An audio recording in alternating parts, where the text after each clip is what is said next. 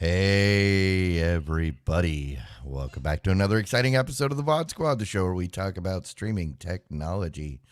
This is episode 264 on, is it the 8th of December already? Holy crap, guys. Yeah. I am Clyde, as always, and I am joined by Jimmy Trammell. Hey, guys. How's it going? And Michael Aston. Howdy, y'all. Matthew Ross tendered his resignation and will not be joining us. I hope he changes his mind in a couple weeks. I think he will. Maybe he's just out Christmas shopping. Maybe. I mean, but what? Is gifts for his family is more important than this? Talk about that. I don't see how. I don't see how. But, you know, we too are a gift.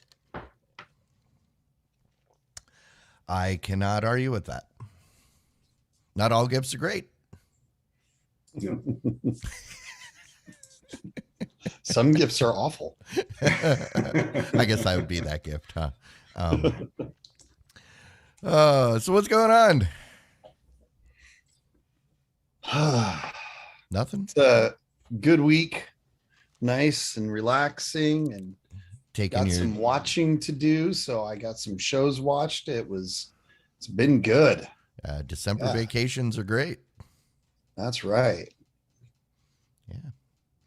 So any catching up on anything good or saving? I'll talk about it in rants and raves. Yeah. Can't wait to hear that. Huh? Yeah. For me, just, work, been busy. But over the weekend, I too got to watch something, and we'll talk about that in rants and raves. I saw something over the weekend. I don't know if I'll talk about it in rants and raves, but I haven't left my house in 3 days because outside wants to kill me, and I won't give it the chance. So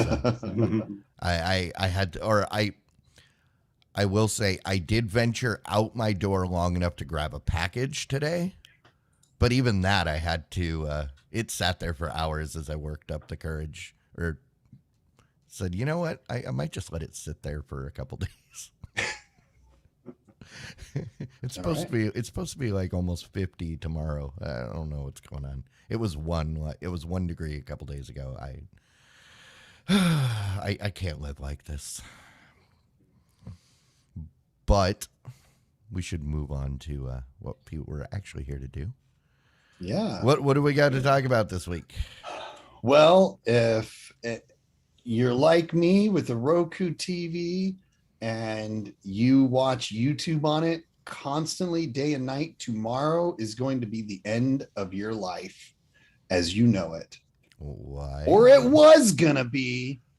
Luckily, Roku and Google have hugged it out, and YouTube is no longer going to disappear from Roku.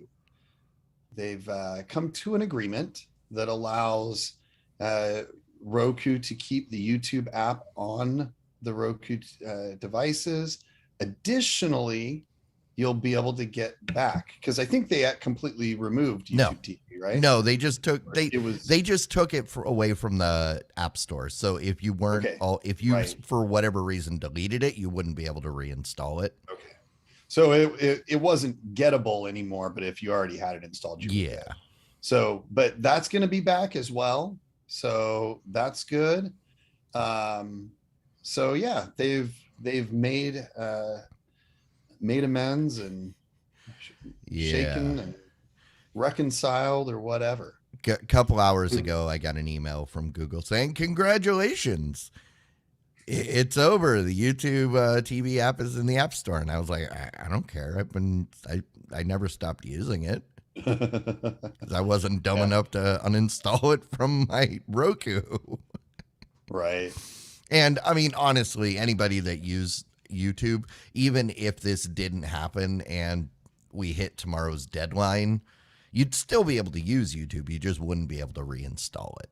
Because, Right. you know, it's like Well- there are people that still have the Twitch app installed that's been gone from the store for years. Whether or not it works, because it hasn't been updated in like 4 years. Yeah. So for existing users, not such a big deal. Somebody that went and bought a new Roku TV, or, you know, pending some significant update, because they do update the Roku or the YouTube app occasionally. So those. Well, wouldn't that get was bypassed. one thing that people complained about is we got a major update to the Roku a couple weeks ago, and we talked about how it affected YouTube TV because Google wasn't updating or patching their app in preparation for that as they normally would. And people got mad at Roku. It's like your update broke YouTube TV. Is no, it was Google's lack of patching. They Right. knew it was coming. They've had months to patch it. Mhm. Yeah. Well, But it's good that they got that ironed out just in time for Christmas. and if we go back, I want to see what my prediction was. I think my prediction was it will be sorted out by Christmas. Or Yeah. in time for Christmas. Definitely incentive on both sides to make sure that. I mean, it was TVs just going like out. the HBO thing last year. Yeah. And we knew there was no way they were going to let Christmas go by, considering that terrible Wonder Woman movie was set to premiere on Christmas Eve. They wanted to get as many eyes as they could, so there was no way that it wasn't. And yeah, it came to the Roku like 2 days before Christmas, just in time for the release. Once again, as I predicted. Clyde, you know what else is in time for Christmas? I don't know. What? Fire TV launches new features and experiences, including smart home dashboards and Alexa shortcuts. Sounds like a Merry Christmas for Michael. Yeah. Yeah. So Absolutely. I want to ask you, Mike, have you seen this in the new features in Fire TV? I haven't noticed any new features. I haven't used the Fire TV yet today, though, so that might be part of it. They're supposed to be starting to roll out today, so I've been using my Roku TV in my office and on the phone all day long. So Yeah, so they've got a smart home dashboard where you can view and control connected devices throughout your home. There's a shortcut panel with the remote, so you can just press the assistant button, will slide out a shortcut panel. There's the home theater for Fire TV Omni series. Oh, for the actual built into the TVs, you can wirelessly connect Echo speakers for Dolby Atmos audio, or I think like basically surround sound, like the Roku's been doing for a while. It's got AirPlay 2 and HomeKit support on the built-in TVs, which I don't think any of us have. And also Zoom video communication for the new Fire TV Omni TVs. So, yeah. There's like 2 things that you might be able to use. yeah, it looks interesting. I think that the thing that kind of stands out the most to me is the smart home dashboard.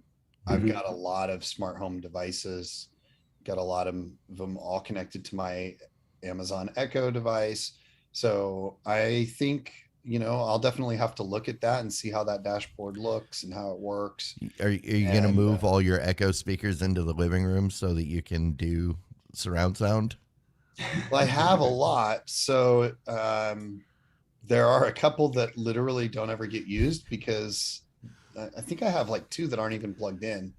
Okay. Well, that gives so, there's 2. yeah. Now, here's the thing about that. It's not something that would happen with Roku because Roku doesn't have a voice activated assistant. Right. So if you have all of those echoes in the same room and you shout out the word, will they all respond? So yeah, I mean, that's actually an issue because for example, our kitchen and our living room one are super close. And so sometimes I'll say a command that's specific to the TV, like switch to YouTube and something. And so if the kitchen picks it up as me being closer to the kitchen, because it kind of tries to decide which one should be answering. I think it's probably based on proximity or something, because when I'm in the kitchen, it always gets picked up in the kitchen because there's a bit of a wall there. But if I'm in the dining room or in the living room off to the side or something, it can go to the wrong one. And then if the kitchen decides to do it, it can't do things on the TV like that. So because for whatever reason, they can't send commands just to other devices, which would be the logical thing. It's like, if I say switch TV channels in the kitchen, it should just say, well, obviously you mean on the TV device. Let me tell the Cube to change the TV channel. It's not that smart yet. It does get better and better as time goes.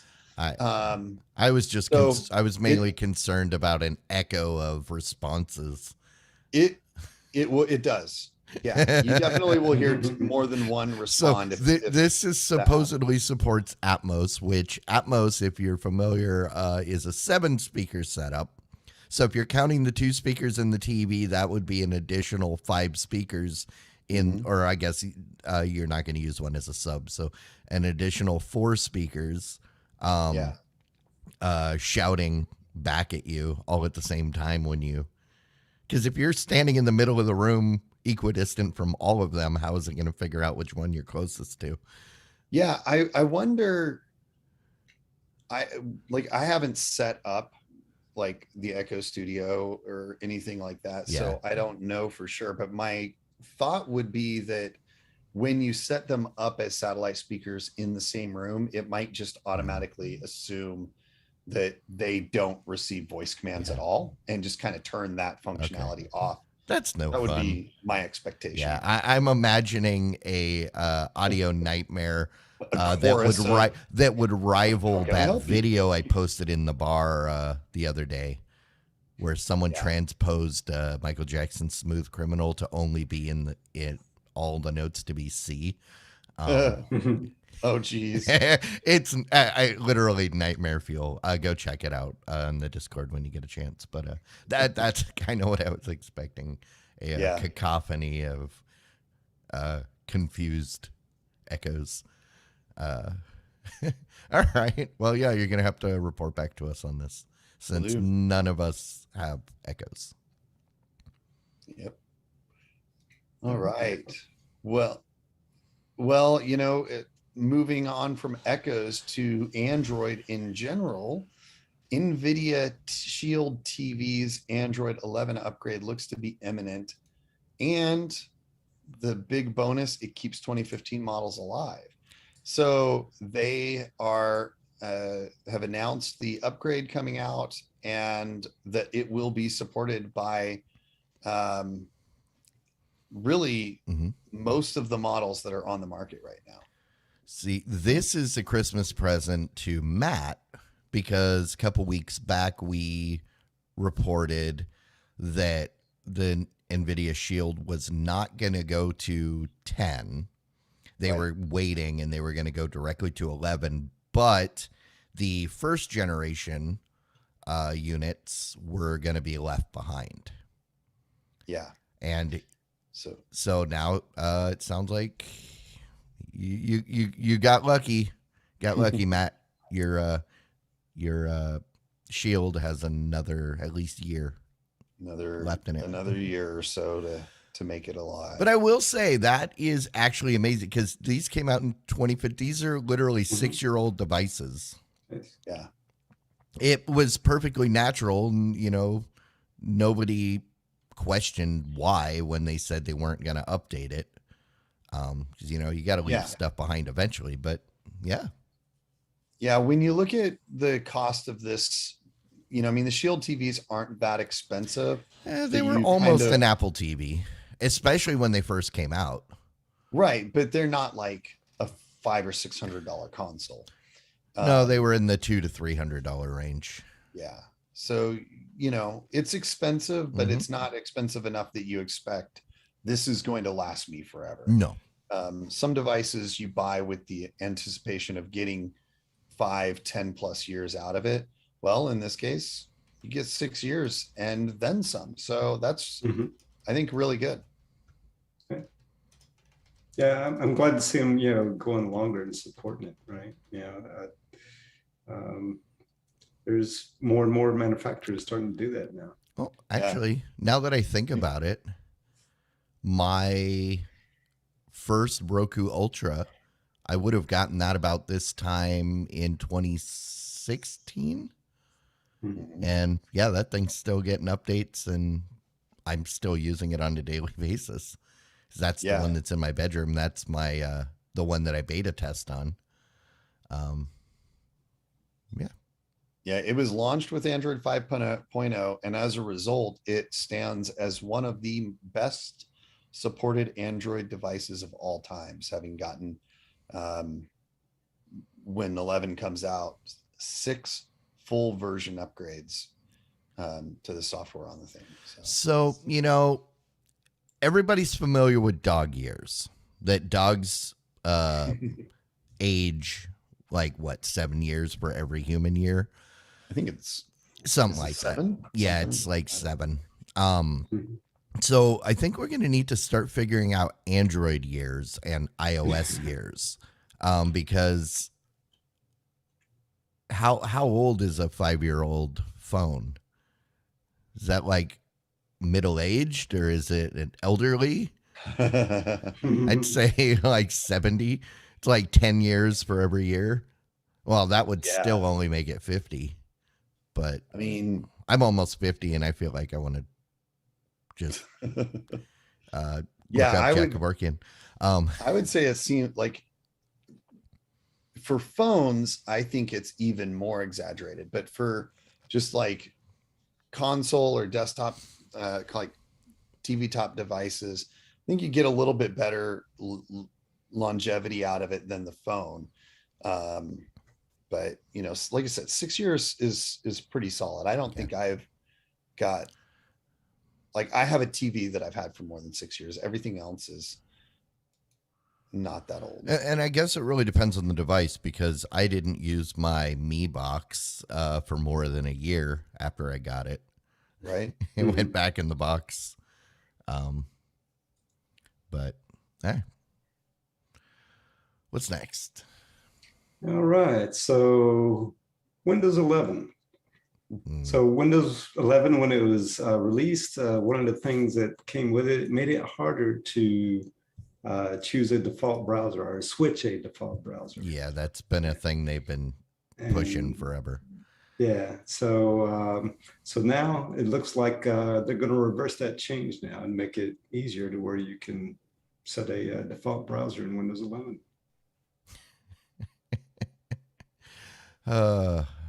I'm surprised they're not going to go the route that my my company has gone, that they've set it in your in the profile settings that every time your computer boots, it defaults the browser to Edge, which absolutely drives me crazy, because every single day, every time I click on a link, it opens Edge, and there's nothing I can do about it. Yeah.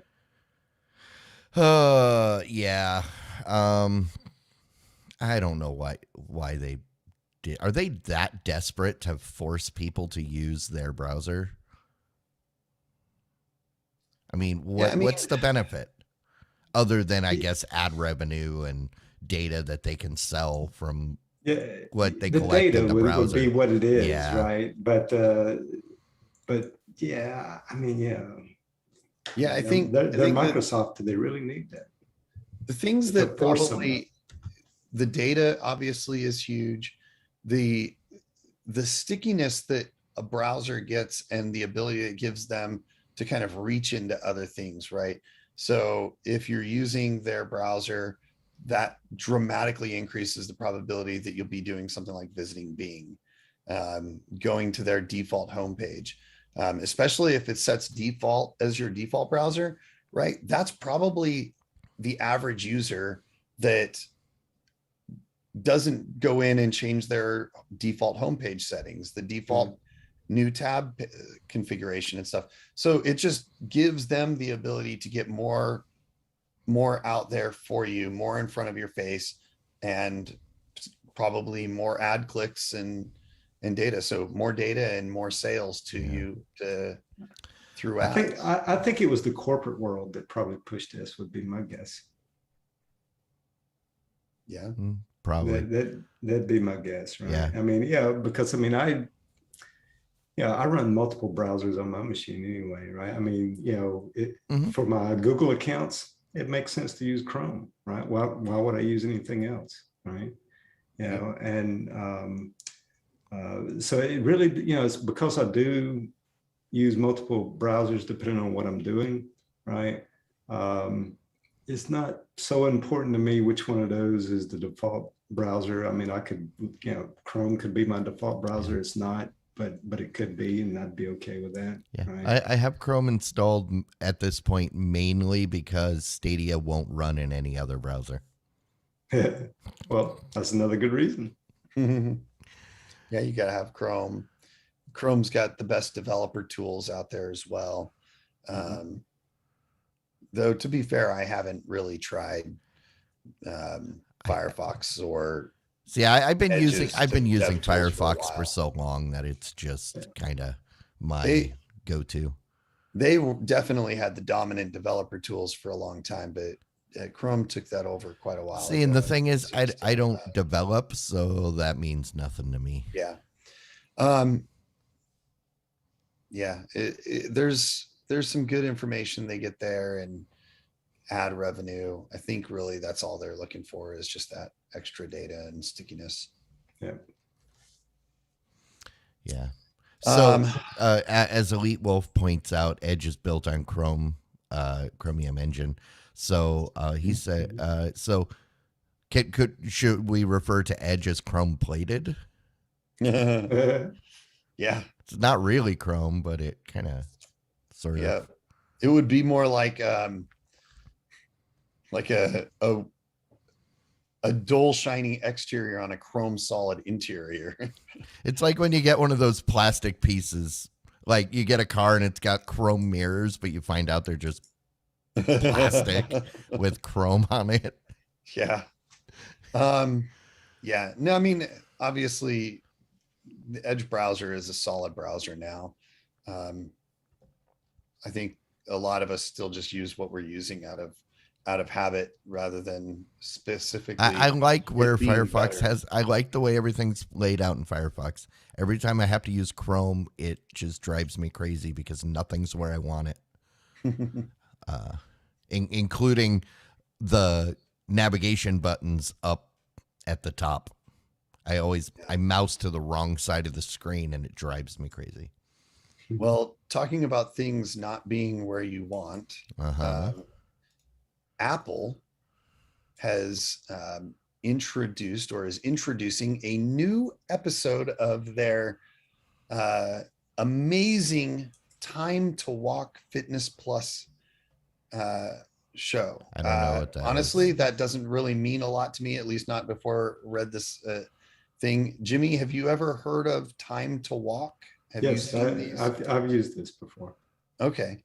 So they've got Prince William doing an episode of this. And I'll be honest, I'd never heard of it before, but reading about it actually sounds pretty interesting. So wait, quick question. What is a Prince William? Is that like a rapper? He is the future king of England. Yeah, no, like an actual prince, the actual English prince. Yeah, my first thought was like, seriously, what the heck? Who cares? And I kind of agree still that, like, obviously I'm not a British dude that's super into the royalty or anything like that. I don't really care. However, I will say there's a couple of things about this that did stand out to me. He's going to be making a holiday themed appearance on the show and talking about, things like staying mentally fit and empowering others and yourself. And so obviously, for some people that might be useful. I think the thing that kind of stood out to me is that they're making donations for this as opposed to, him getting a big payday, which, as a royal, don't really need that. Future king of England. Dude, they have no money. They are broke. Then you don't really have to have money if you just like basically own everything in the country. They kind of don't. Yeah. I mean, it's complicated. They're allowed right? to Because, exist out of tradition. Yeah, it's someday complicated they're because- just going to be like, you know what? The rest of the world figured this out a long time ago. Apparently, we don't need a king or queen, and you guys aren't doing anything because you're not actually participating in parliament. So, yeah, turn in the keys. You guys are, Yeah. and they won't know what to do. They're still super rich, so that helps them. But we'll see. Anyways, some donations and stuff, that's cool. And then see, he knows the royal family's days are numbered, which is why he's doing a thing for Apple TV Plus. It's basically his second job. perhaps. Jimmy, so tell me, what are your thoughts? You've used the app. Mhm. Does this interest you? Will you watch this episode or? Yeah, you listen to it, right? It's like a mini audiobook is what it is, right? Okay. So yeah, it's you do it, you use the watch to track your walk, and everything. And as you're walking, you listen to the person tell the story, right? Okay. So Yeah, they've had a lot of famous people. Is there like an episode that you watched or listened to, I guess, that stood out to you? Yeah, I listened to the Dolly Parton episode. It is interesting to hear her, talk about, her background and all, and how she grew up and all. Yeah. So I just thought of something. It was an absolute scandal when Meghan Markle wanted to appear in an episode of a TV show. How is it okay for him to do that? Well, he's an actual royal, not married into. She's it. an So you actual can kind of- actress. That's So like she her. could- That's like, the plumber that married into the family being mad that he wants to fix the sink, but Well, that was part of her marrying into the family, right? She had to give that up, right? So, I don't know. I mean, trying to explain the decisions and whims of the royal English family is probably a futile effort, especially for us from over the pond or across the pond. Yeah, us over here, us colonies over here, right? Man, I Yeah. guess we don't understand, right? Don't get it. all the infidels. Yeah. All right. All right. So Sony, you ever heard of this company? Yes. So Sony reportedly plans to launch its answer to the Xbox Game Pass this spring. Don't they already have that? It's called PlayStation, like All Access or something like that. So the company plans on merging PlayStation Plus and PlayStation Now. So is it going to be Plus Now? Well, PlayStation Plus, that was the TV streaming service that was super confusing because you didn't have to watch it on your PlayStation, and that shut down like 2 years ago. Yeah, it did. Yeah, but I just find it funny that they had two different services, right? One was Plus, one was Now, Yeah. right? And so if they're going to combine those together, what are they going to call it? Right? PlayStation again. Oh, it's gonna be Max, PlayStation Max. Because maybe that would that's be why it. HBO did it, because they couldn't do the Plus and they couldn't do the Now because everybody else, they'd already done it. So yeah, it's gonna be PlayStation Max. Max Plus Now. Yeah. Okay. Well, I mean, it makes sense. They need to consolidate. Yeah, well, I mean, I never quite understood why they took the TV service offline, right? I think they should bring that back. Well, they tried to sell it and nobody wanted it.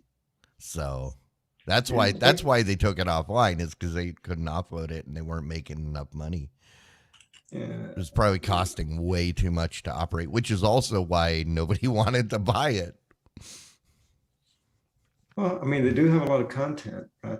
They could put their content out there, plus maybe have some streaming or on demand in there with it. Plus the gaming, Yeah. right? So I think they're in the position where all of their stuff is already licensed to other people. Kind of like when Peacock launched and 90% of the stuff that would draw people to Peacock, they couldn't use because it was already licensed to everybody else. well, maybe they'll make some original content the same as Yeah. Peacock. I mean, that's what everybody else does too, right? Yep. I don't know. We'll see. We'll see how it does. All right. Good luck, Sony. One of these days, you'll make a name for yourself. Yeah. All right. Well, speaking of Sony, there's another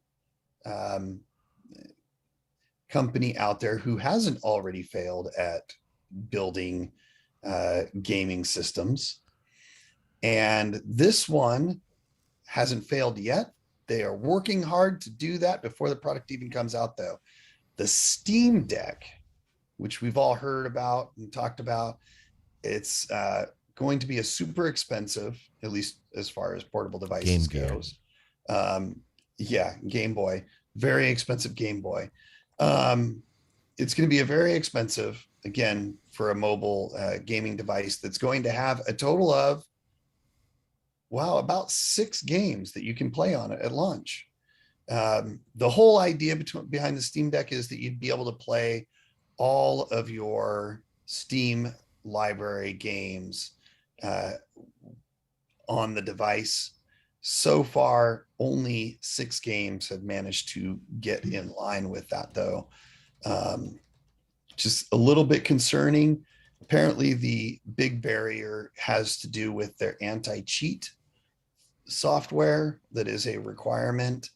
And they've claimed that it's far enough along that really all they have to do is request to have it turned on. But again, this announcement on Friday only added 4 new games. So we will see.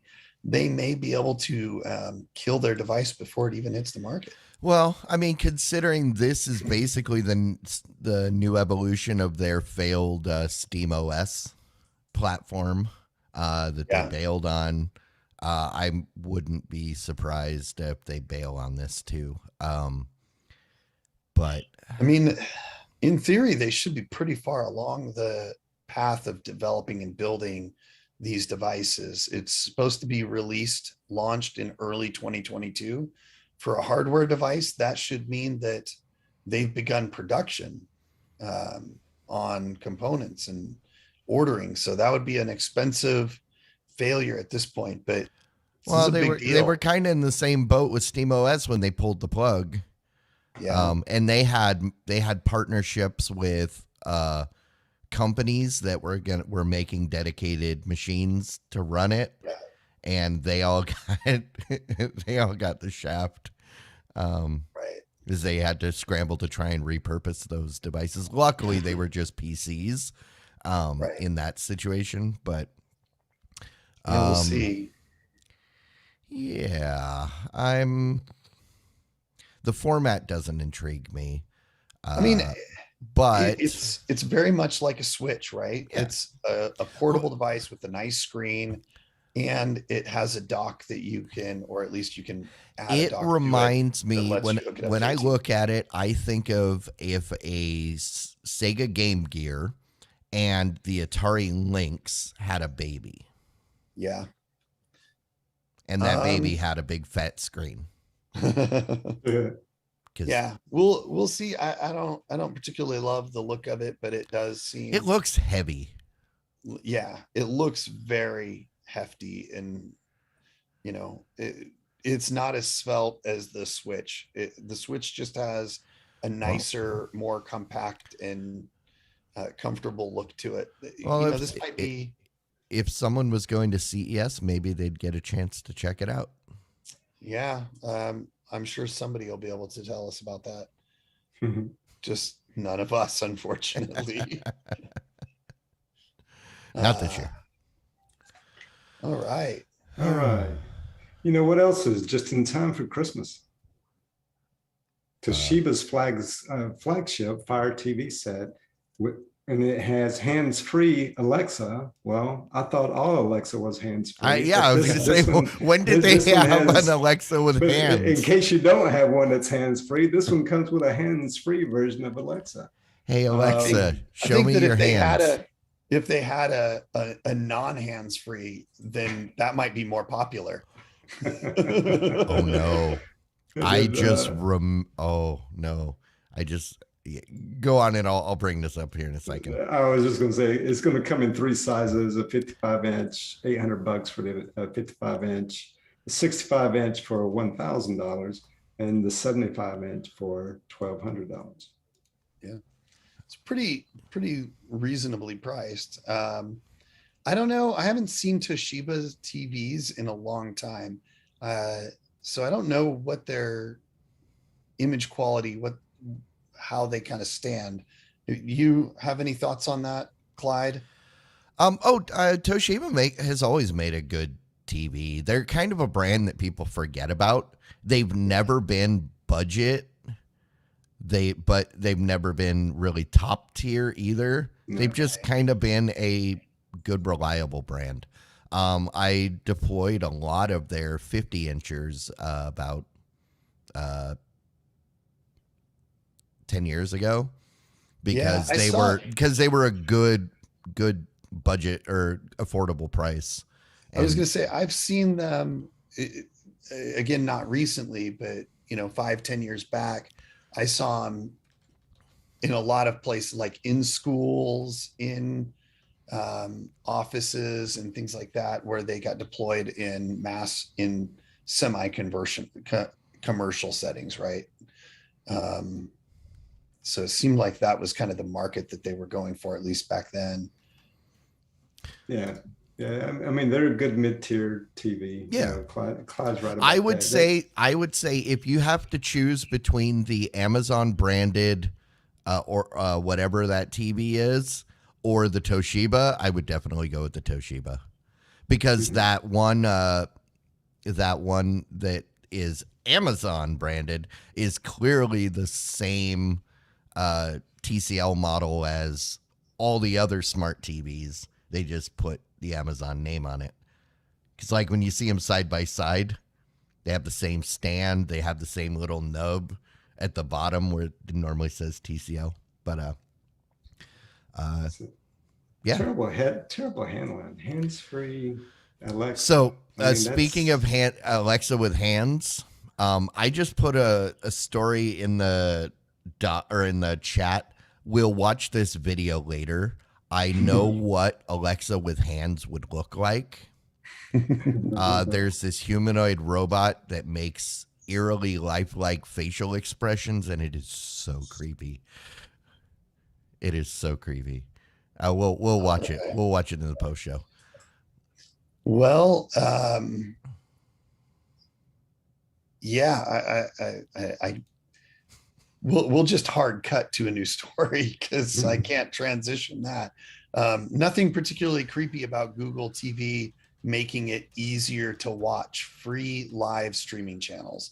So that's talking about things like Pluto TV and other ad supported channels and services that are going to be now more heavily integrated into your Google TV interface, including show and TV recommendations from them in the like For You tab of your Google TV. So that's interesting, because if you are one that's trying to watch and not have to pay for all of your services, Google TV is making it easier for you to do that.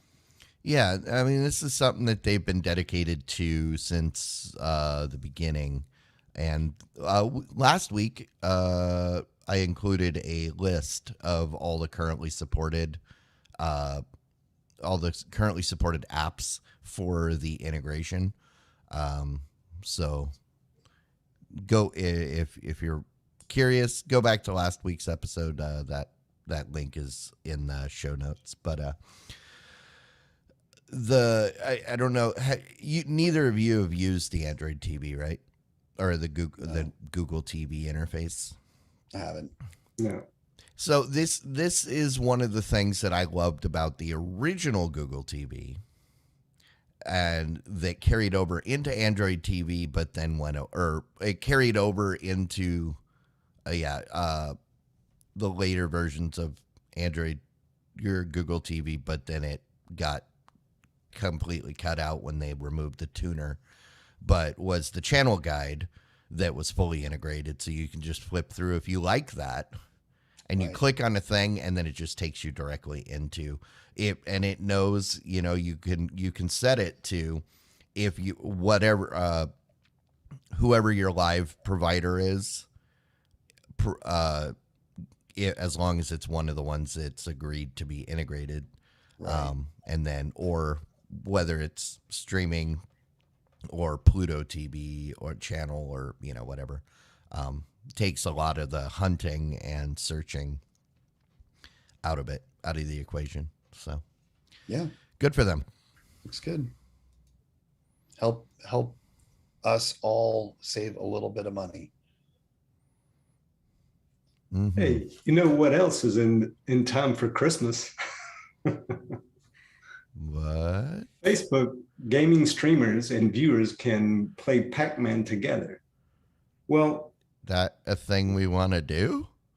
Yeah. Well, I mean, hey, usually these gaming streamers, they usually have like an audience, right? So it's only one viewer that they're going to be able to play Pac-Man with, isn't it?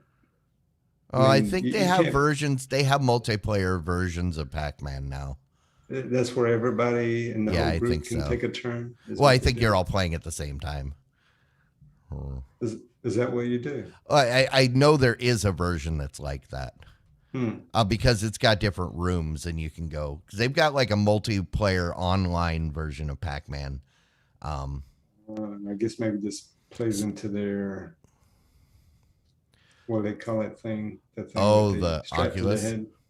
So imagine if it's playing VR Pac-Man, where you're the one that's running around with the ghost chasing you.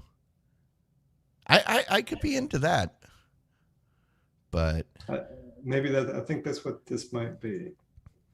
Yeah, but I mean, we already established that Facebook gaming is for grandmas, so. Well, I mean, look at the game, Pokemon. Yeah. Or not Pac-Man. Well, that was the Pokemon thing was a example of, on Twitch, viewers can control Pokemon in other games by entering commands in the chat. Yeah. It's interesting. I think that the next step for the kind of content creators like Twitch and stuff is to have a little bit more interactivity with their customers and with the viewers. So this seems like, this is kind of a more of a media stunt, I think, but it kind of gives us an idea of where maybe a few years from now things will be. So this does specify that this is Pac-Man Community, which is a version of Pac-Man meant for your community to participate. So it's basically a marbles like if you're familiar with marbles or one of those games on Twitch, it's like that but Pac-Man. But I have the burning question, pun intended, in this somewhat post pandemic world, are we ready to reintroduce Pac-Man fever? I don't know. I feel like in this pandemic or pandemic centric thing, the idea of running around popping pills everywhere you go is been popular and just getting more popular. So yeah, Pac-Man's the thing.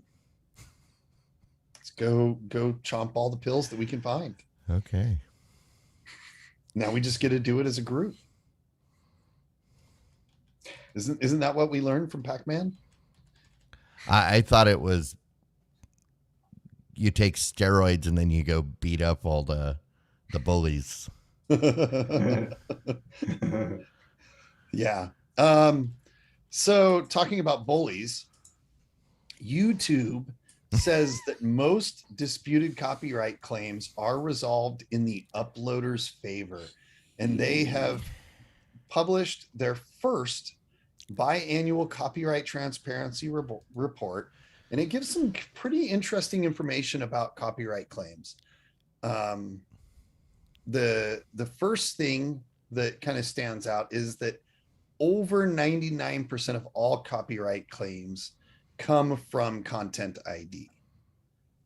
And almost none of those are disputed. So that's actually a good thing, because that indicates that that YouTube, when they flag it themselves, usually seems to be right. Or it's just not worth fighting. 90% of the time, even though it's fair use, it's just totally not worth it to fight it, which is why people don't. But despite that, the actual manual copyright claims sits around almost a little under 4 million copyright claims. And of those 4 million, a little like right around 60% are resolved in the favor of the uploader. So this can be either companies or individuals taking advantage of the copyright thing to try to just leech revenue, because that's a thing that happens occasionally, is you'll get somebody tries to leech revenue off of your services and things like that. What I will say is nobody has ever disputed that it gets resolved in the favor of the whoever, the uploader. Thank you. I couldn't get that word out.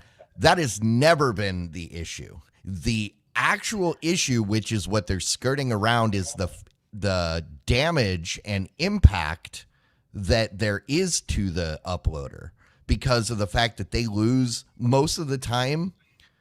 This is time sensitive material that if it takes a week to battle, now that video is irrelevant. Yeah. And also the fact that in order, the process is so broken, all the hoops you have to jump through before you can even talk to a person is what's broken. It's not the fact that it's not being resolved. Nobody out there is saying, hey, these aren't being resolved.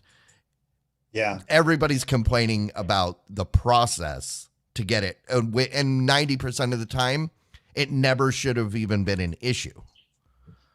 Yeah. I mean, I think certainly some of that is, I've heard a lot of those statements before, and thanks for pointing that out, because that's certainly true.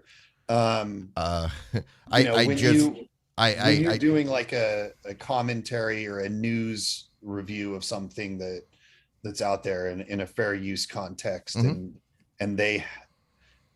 try to get you copyright striked and have it pulled down, or try to leech your revenue off of it or something. That is pretty damaging, because like you said, especially when it's like content related to news and current It's time events, sensitive. it is time sensitive, and it's no longer meaningful after a week or two, which is, in some cases, that's exactly the goal, is at the very least just keep it out of people's eyes until people don't want to see it anymore. So yeah, that's a big deal. I think what I would take away is that they do seem to be getting resolved in the uploader's favor, which means maybe we can see some improvement in the process. And most importantly is that YouTube is starting to provide this information and provide these reports, which again may indicate that they are trying to get to a system that is more effective and less potentially damaging. I would argue that that high percentage of findings in the uploader's favor shows just how broken their system is, which is why they're trying to change the story. Because if they were if that many were found in favor of the uploader, they never should have been happened in the first place. It's a complex thing though, right? Like you gotta understand kind of from their perspective that there's no easy solution for YouTube, right? If somebody says there's a copyright violation, YouTube's responsibility is to remove that, then it's not like they can just immediately say, well, no, we're not going to do that, because but they can change it. So, they can change the process. Right now, it's, if I say that I can pick any video out there, I can say, hey, I own the content that's in that video. It's immediately taken down. That is the problem. I don't agree with stay you on that. up. So I totally disagree with you on that. And here's the reason I say that is, if I have a legitimate copyright claim, it absolutely should be immediately removed. No other questions asked. If I don't, but here's but that's what I'm saying. There needs to be time. That needs to be verified before. That's all I'm saying. Is now, if you can prove it right off the bat, then sure. But most of the time, these aren't. See, I don't agree. And I understand where you're coming from, but if you look at it from YouTube's perspective, what's the time investment they would have to put in to vet and verify every single claim that could be that gets placed? That would be a significant burden on YouTube. And again, if I own the copyright on that, I shouldn't have to do a whole lot and put a lot of time and energy into keeping my copyrighted material protected.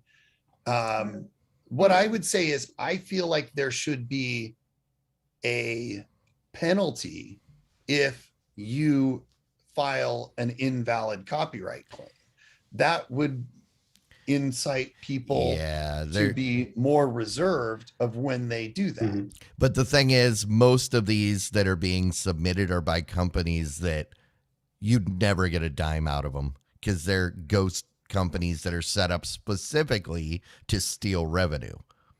Right. And I thought YouTube had a big analytical engine that does all this automatically anyway. Well, that's what the content ID is, and it does over 99% of all strikes are done by that. I can speak from experience. That engine is terrible. It flags stuff that is free with license, and there's nothing you can do. It's like, I've got a video software that was included with bundled music with paper licenses saying that, with my name saying I have the right to use this. And every single one of those videos got taken down.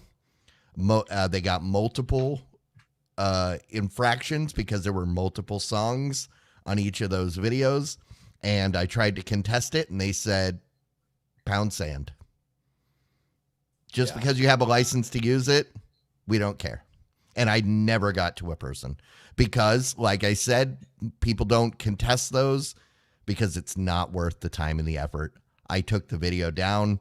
I re-edited it with new music and had to upload it. And it was a lot of work and a huge pain in the tuchus. Yep. Definitely the clear takeaway here is maybe they're making an effort to get better at it, but it's got a long ways to go. All right. So coming to us from Engadget, ESPN Plus will offer 4,300 hours of the PGA Tour live golf streaming. And that's only one tournament. Well, I mean, yeah, they got to fill that time with something, right? Because they certainly don't have football. Well, you get to watch everybody play the entire course. Yeah. Well, I was going to say all 6 days. That honestly does seem like one tournament if you had a stream for each player. Yeah, exactly. That would be a boatload of. They don't, right? But one thing I'll say, right? I mean, if one thing to consider if you're considering this, right? All the major tournaments, there's 4 majors throughout the year, and each one of those major tournaments has free streaming anyway. Each one of them has an app. Download the app, and you can watch the tournament for free. You may not be able to get the actual broadcast stream included in with that unless you have a provider, right? But you'll be able to watch. They'll have like a marquee group that they're following, or maybe they'll have like a stationary group of holes that they watch, where everybody comes through there, and then that's what you get, and maybe not the main broadcast. I gotta ask. So you said a stationary group of holes. Do holes typically move around? Well, the camera is stationary at a group of holes. But no, they don't normally move around. Well, they do. I was going to say, I thought holes were stationary by design. Not during a single tournament, but golf courses do move the whole. No, I got that. That said, yeah. So, and to Jimmy's point, this is across 35 different tournaments for that 4,300 hours. It's not all one tournament, but okay. I mean, it would be kind of funny just because everybody would feel like this is what golf has come to, is you can watch each individual player, which some people might like. I think that would be about, however many players there are, more hours of golf than we need. How about the VR PGA, the VR experience? You get to be the caddy. Yeah, sit on the caddy's, like a VR camera on the caddy's head. Yeah, on every caddy. Yeah, LPGA, I might be interested. Yeah, I mean, if you're cutting the cord, right, and you're looking for an alternative for the Golf Channel, this might work out pretty good. Yeah. All right. Well, talking about everybody having streaming for every single person, Discord is trying to make it easier to have money-making Discord servers. Being able to put a server behind a paywall for your users. Interesting new feature that would allow premium memberships for a small group of users to your Discord server. And that's would allow users to come in, be able to converse and be involved in a community and pay up the amount that is appropriate for the services they get, maybe you have one where you sit in there all day every day and chat up everybody, and they have to pay you $25 a month for that. See, they've already got this. It's What? called Patreon. Oh, The thing yeah, is, I guess. they're not getting the money. So I mean, every Discord server as that's linked to Patreon, you have the ability to create roles based on your Patreon tier, and then you can, using those roles, you can restrict who can see And what channels. I mean, we have our Discord. I'm pretty sure we've got at least one patron. Yeah, it's like if you go down, there's the patron party, which you guys may not even see if you're not patrons. so that said, I mean, I knew that a lot of the Patreon subscriptions I have include access to the Discord servers. Mm-hmm. So I was aware of that. I wasn't aware that there was an integration. So is there a direct API integration that allows that does that automatically? They don't have to go in and you set up you can't, and it depends how granular you want to get. A lot of people just limit access to the server to patrons only. But if you want, like our server, if you want people to be able to get in and look around and talk without, but also allow extra perks, you can, you just set up a user role based on the Patreon level, and you can, whatever your roles are set up, you can set up those channels restricted to only those roles.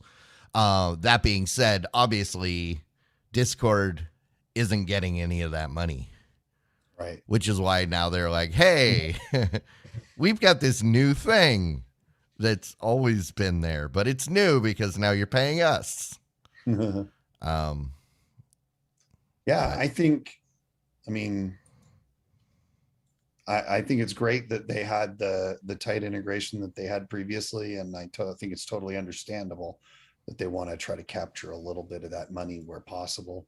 And if it's a convenient and well-structured system, then maybe it'll make them some money. Mm-hmm. Give Discord all the monies. Yeah. All right. So BMW will help recreate Rocket League in real life for charity. So apparently, I'm not familiar with Rocket League, but that's the one where you play soccer with a car. Yes. Yeah. So, and that's what this is. This is along the esports brand and all. So yeah, that's going to be coming pretty soon. I think December 12th. Yeah. Do you know how they came up with this idea? Do not. I know. Somebody was watching an episode of Top Gear from like 3-4 years ago when they already did this. Oh, okay. It was like, I want to say the last season of Top Gear before they got fired and quit and went to Amazon for Grand Tour. Top Gear already did this, but. So did they say how many? Are they just going to do like a one-time event, or is this like going to be a season?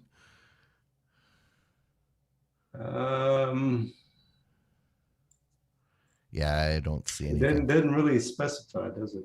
Nope. I guess they're just going to do it at least this one time, see how it goes, and then they'll go from there. Yeah, it says inaugural competition will have 6 3-player teams compete in Munich. It's the inaugural and maybe last competition if it doesn't make them any money. Yeah. Right. See, the whole reason Rocket League is popular is because you, as a normal person, get to control the car. Nobody says, ooh, I want to watch some Rocket League. Everybody says, I want to play some Rocket League. So, okay. All right. Well, Snapchat is hoping lens creators can make augmented reality useful. So obviously, I mean, we've talked a lot about virtual and augmented reality. Virtual reality being the thing that I want, which is kind of an immersive, get you away from the real world into someplace that's much cooler and more interesting and enjoyable than the real world. And then there's augmented reality, which is what Jimmy wants, which is the ability to inside or apparently inside the real world, present additional pieces of information or things to interact with, or different ways of interacting with the real world around you. And, you know, I think ultimately the current recognition is that augmented reality seems really cool, but it's not very useful in any of the current systems that are on the market or have been released recently, like the Microsoft HoloLens and stuff. But now Snapchat is trying to get, they have this large community of developers and creators that generate lenses, which are little like mini apps inside of Snapchat. And that they're hoping that these individuals will create useful features and mini apps that will enhance reality through their augmented reality system. Yeah, I think you buried the lead though. Oh, Snapchat is still a thing. yeah. I mean, apparently, didn't they get swallowed up by the Facebook and when they got the Instagrams and everything else? I don't know. Yeah. No, I mean, basically what they're going to do is they're going to create games that you can play while you're driving. Yeah. That's where the future of augmented reality is.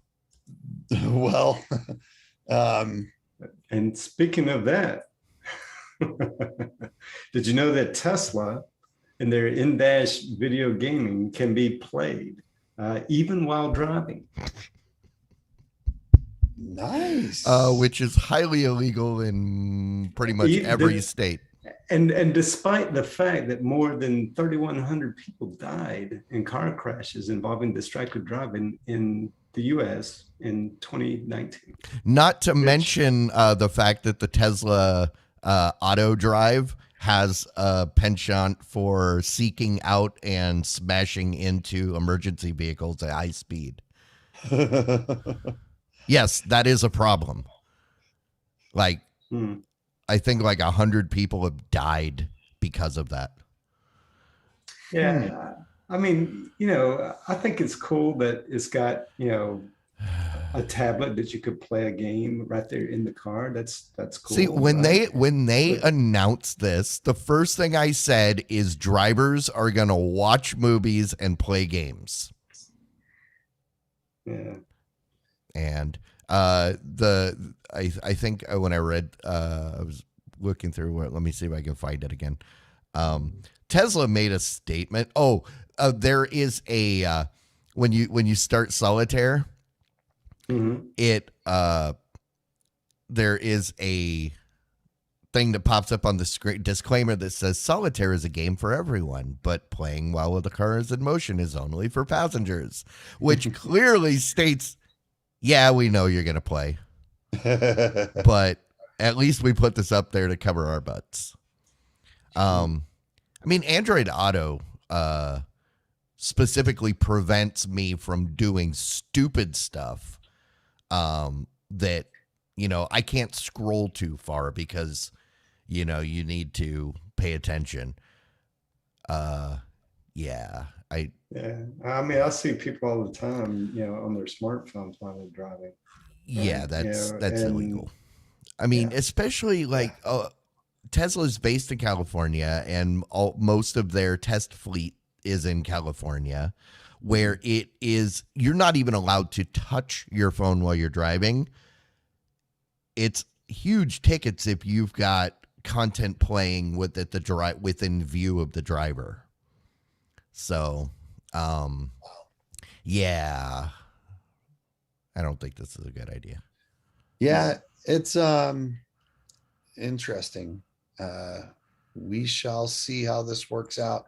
I mean, this ultimately is the thing that I'm looking for in automated driving, is the ability to start the car, drive, and do whatever I want. Yeah, but we're like But 20 we're not years quite away there. from that. We're not quite there yet. Yeah, well, first step, they need to develop an AI that doesn't seek out and destroy emergency vehicles. Oh, it according to the Googles, it's only been about 12 of those. It's been 1 death and 17 injuries. Yeah. So following a number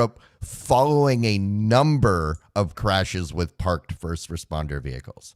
So that means there have been enough that they don't want to put a number on it because it'll be scary.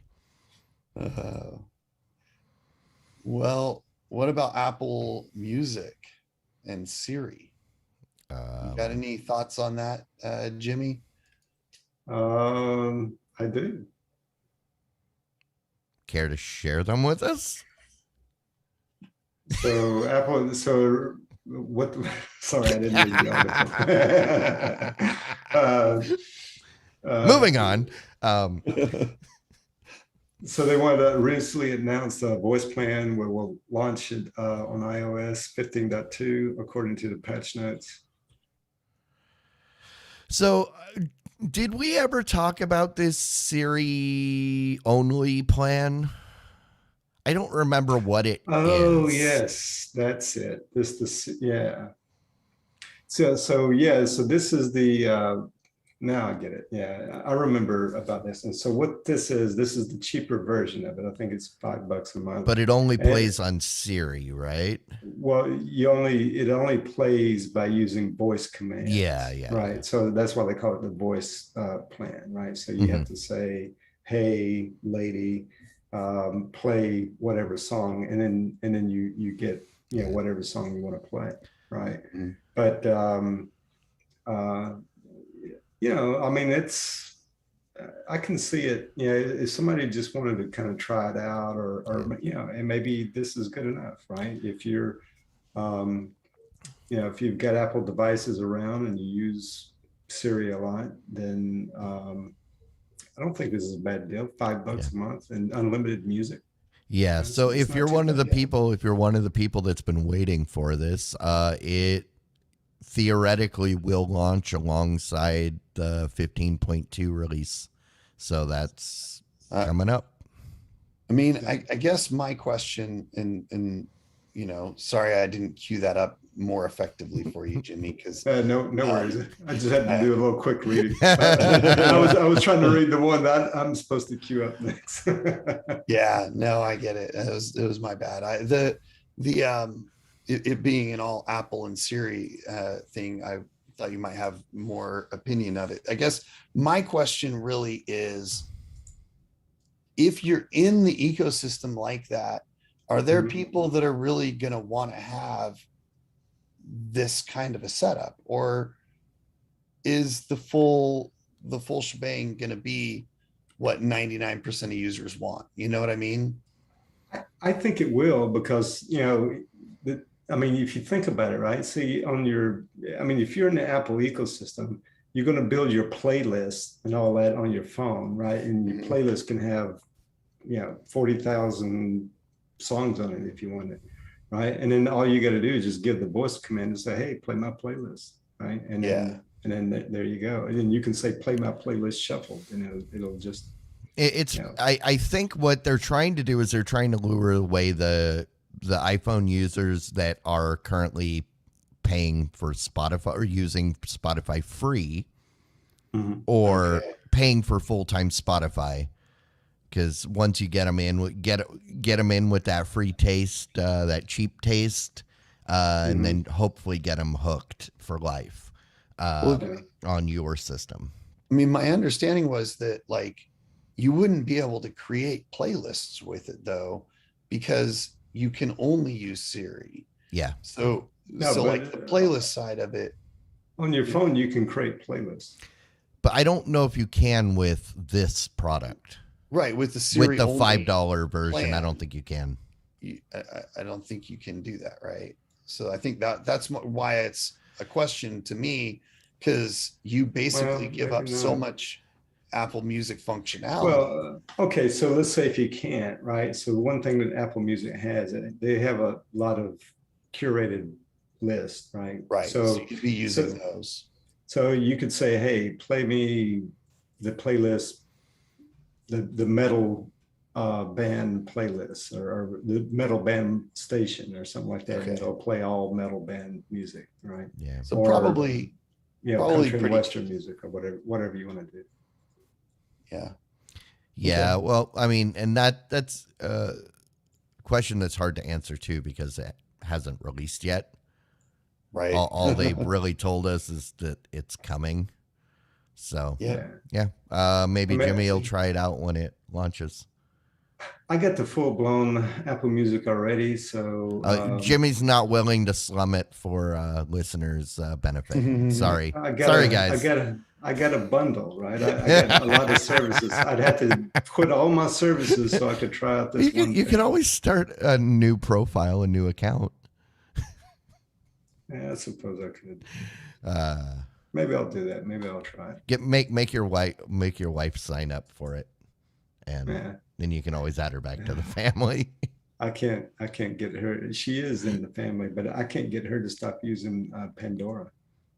Oh, there you go. I think she's the person that, because that Pandora experience is what I understand this to be. It's just Pandora using voice. So I think you just identified the target customer for this. Yeah. So, well, All right. Verizon. Verizon might be collecting your browser data even if you previously opted out. is anybody surprised? Well, Anytime I opt out of stuff like that, I fully expect that the company is still doing it. Oh yeah, this is no surprise at all. I mean, They all the just have a carriers do note this. that says Clyde does not want us to write down the fact that he is doing this thing that we see him doing right now. Well, we noted that he doesn't want us to. Yeah. So therefore, that statement isn't them tracking. It's them commenting that this thing that we should not be tracked. Are they still able to track the content you're searching for, or is it just your location? Well, it's a matter of collecting it. I mean, they can clearly see what you're doing. But if you opt out, they're not allowed to collect, because they collect the data to sell it to third parties. And if you opt out, they're not supposed to do that. Okay. Yeah. So then I guess you need a VPN even for your mobile phone. Yeah. So, but the whole point of this article is, if you're a Verizon user, make sure you double check your privacy settings, because even if you opted out, it may have been turned back on. Confirmed that they all got turned back on. Yeah. As a Verizon user, I am thoroughly disappointed in Verizon for such customer non-customer centric behavior, and that's the kind of thing shame you would on you. expect from AT&T. And I mean, honestly, as Jimmy said, you kind of expect it from everybody. Definitely, I've had less issues with Verizon, even around these types of things, than I did. Well, honestly, I didn't have this kind of issue with Verizon. AT&T. I mean, AT&T was just an absolutely horrible, awful company in total. But I was opted out previously, and I just logged into my Experience app, and they were all turned back on.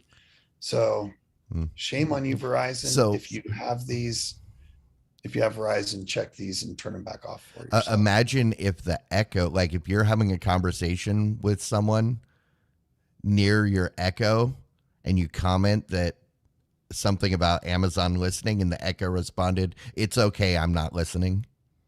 Do you just go, Yeah. "Oh, okay, thanks"? And the, hey guys, Clearly you are. you really don't need to worry about it too much, because they don't sell your information. They just give it away free to all of the service providers that they work with. So Yeah, But they're only allowed hey, to- we but they promised will we only wouldn't use it. sell your data. We never said Yeah. anything about giving it away or trading it for a popsicle. Yeah. But don't worry, again, those companies are only allowed to use it for the Verizon related purposes. Ooh, what if they only traded it for equal data from another provider? They that cancels it out, right? Yeah. Okay. Yeah. That's Maybe it's a good time to buy Verizon stock. If you want to lose a bunch of money. yeah. No, this is leaves a little bit of a bad taste in your mouth, but honestly, that taste's been there for a while from all of the other companies screwing you over. So, all right. boo. And I'll mention this is a thing that we've been covering for a couple years now. The battle between Epic and Apple over the Pay Store or the Apple Store. So if you remember, Epic won a judgment that would force Apple to accept third-party payments on their devices. That was supposed to go into effect here tomorrow, I think it is. Yeah.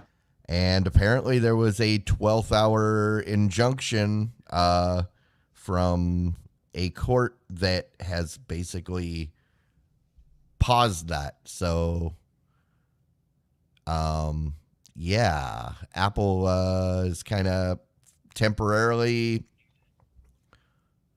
able to continue not allowing third-party payment systems. Yeah, the saga continues. I honestly, I haven't dug into this enough to know. I have my opinions, but from a technical and legal perspective, I haven't looked into this enough to have a really good opinion on those.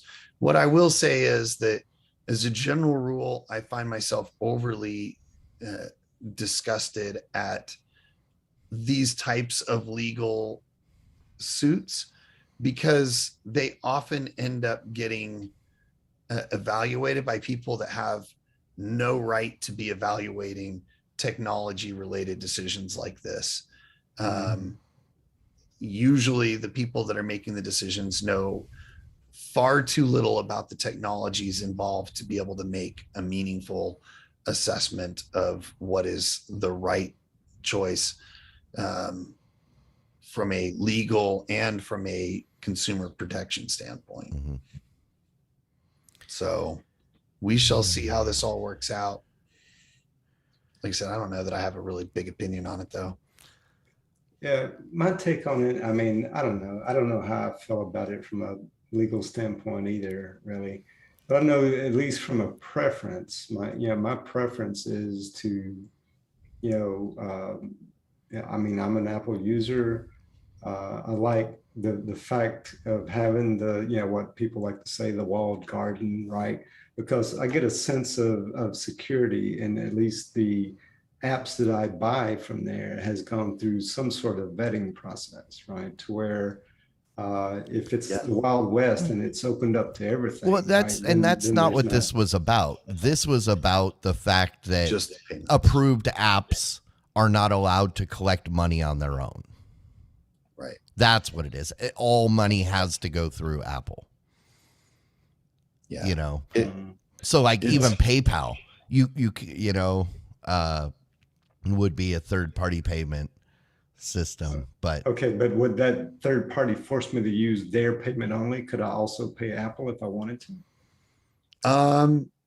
I mean, that's all. That would be I up don't to think the that would was be up to the decided. third party.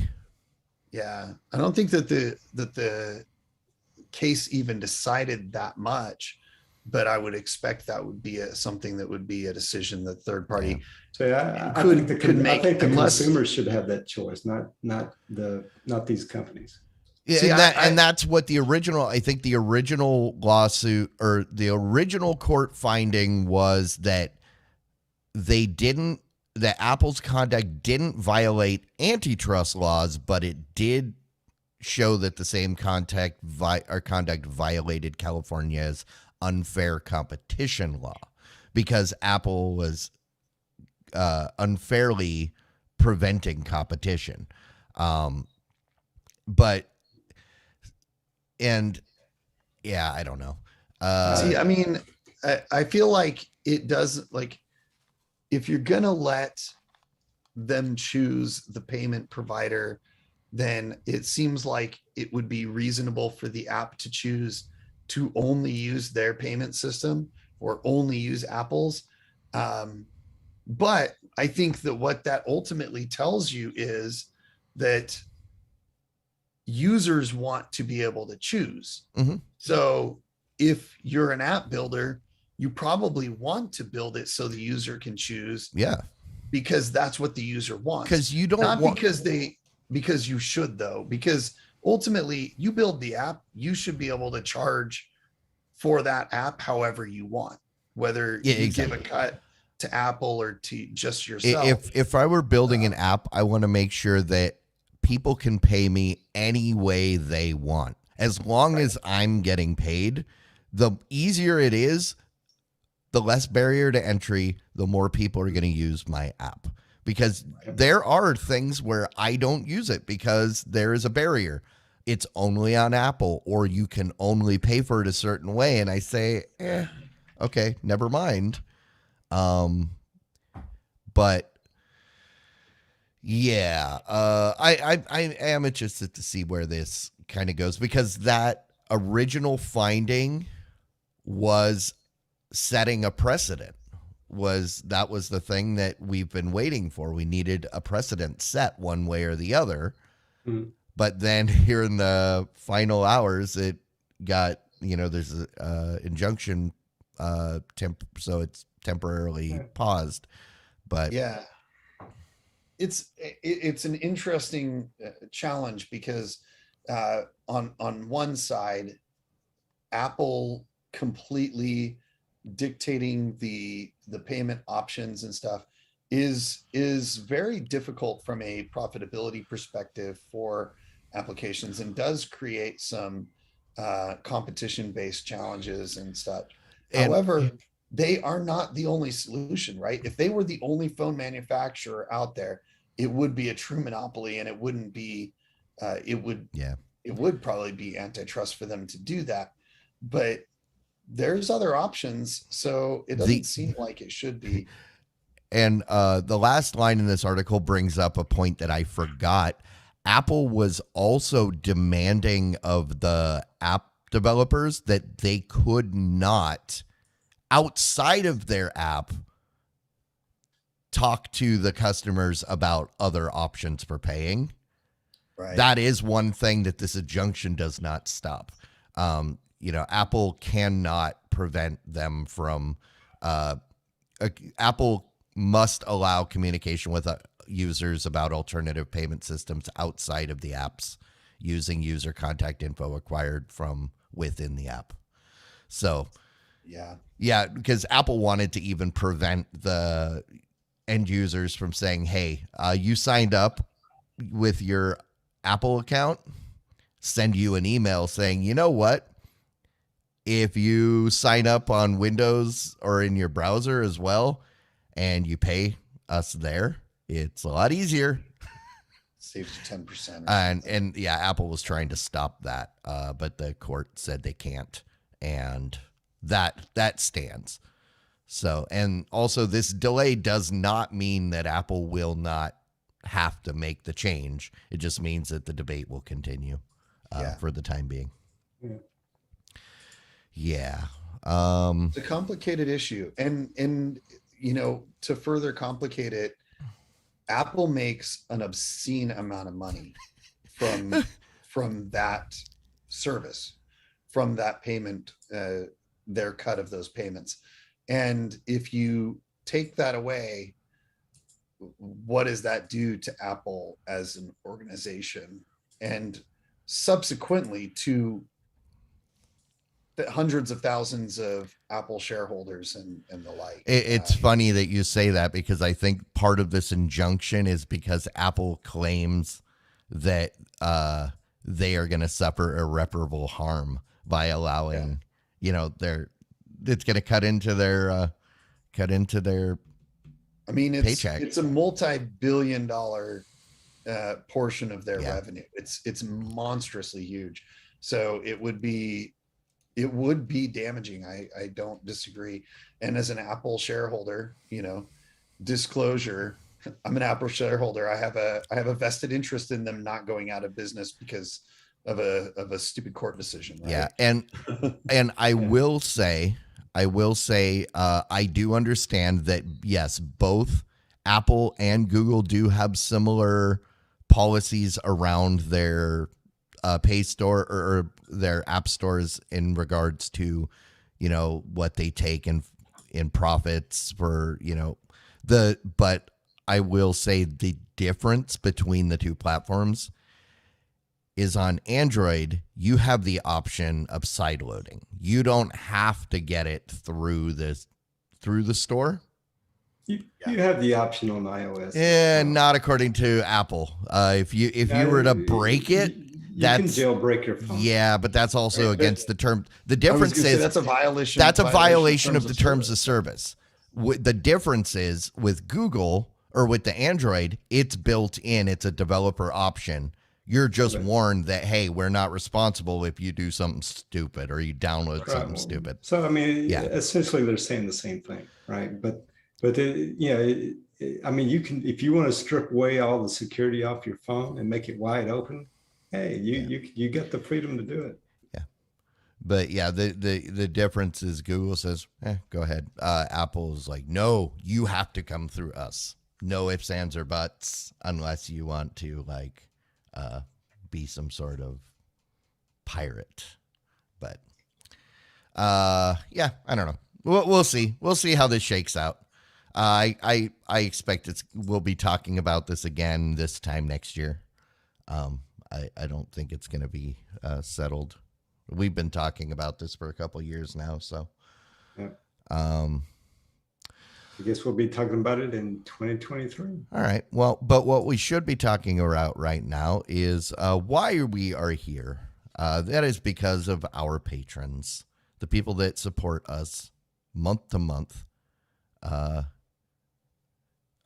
And we appreciate every single one of them. Going into Christmas, I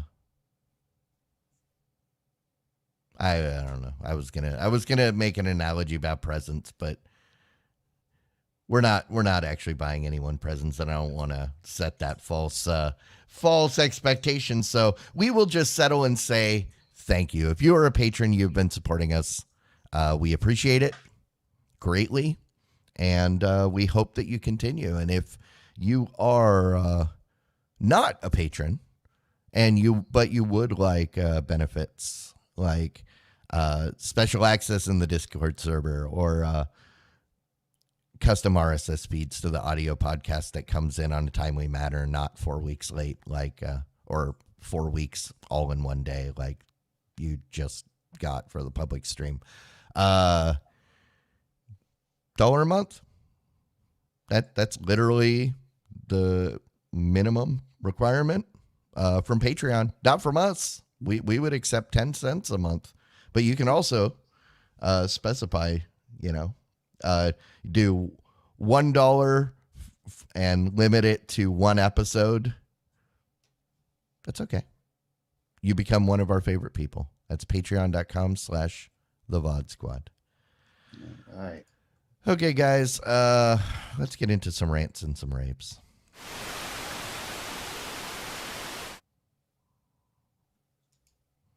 Rants, raves. I've been waiting this whole show. What was it that you that you were saving, Mike? Oh, He doesn't even remember. I don't even remember. So, a couple of things. I finally have had some time to watch some shows, so I've Okay. gotten caught up on a few things. Watched the newest episode of The Wheel of Time, which came out last Friday after the show. Um, a step in the right direction again. So, starting to really appreciate the show and enjoy it. Still obvious departures from the books, and not sure they're better choices, but they are good choices, at least from an entertainment perspective. So that's been good so far. Enjoying that. And watched the first 3 episodes of Hawkeye, which are actually really pretty good. I've enjoyed them quite a bit. And finally watched Shang-Chi, The Legend of the Ten Rings. And I also really enjoyed that movie. It's solid Marvel Cinematic Universe kind of movie. Pretty awesome martial arts. The fight choreography is really good.